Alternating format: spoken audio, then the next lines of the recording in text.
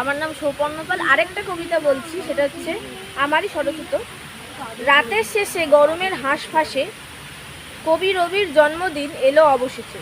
কবিতা সঙ্গীত নৃত্যে মনে করি তাকে, জীবনের এই চলার ফাঁকে। বাহ, খুব সুন্দর। আচ্ছা, আরেকটা বলি। হ্যাঁ, বলো। দার্জিলিং পাহাড়ের রানী, আমরা সবাই সেই কথা জানি। কখনো মেঘ পাহাড়ের সাদা, তার রূপ দেখে হয় মুগ্ধতা। পাহাড়ের পথে চলে টয় ট্রেন, পাশে চলে গাড়ি, পাহাড় যেন রূপের বাহার। তাই ছুটে যায় বাঙালি দার্জিলিংয়ের কাছে বারবার। কোন ক্লাসে পড়ো? 7। 7-এ পড়ে এত ভালো কবিতা কিভাবে লিখছো? এটা পড়াশোনা কিভাবে করছো, কিভাবে মা লিখছো? মা লেখে, মাকে দেখেই লিখি এরকম।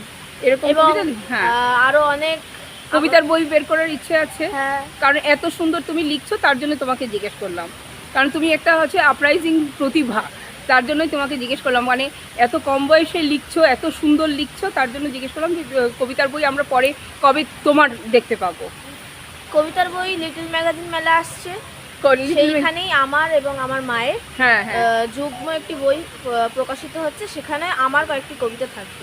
বাহ, খুব ভালো। সেটা সাজবাতি থেকে, হ্যাঁ, সাজবাতি প্রকাশনী থেকে ওটা ছাপা হচ্ছে। বাহ, খুব ভালো, খুব ভালো। হ্যাঁ, তা সেটা তো আমরা পাবো।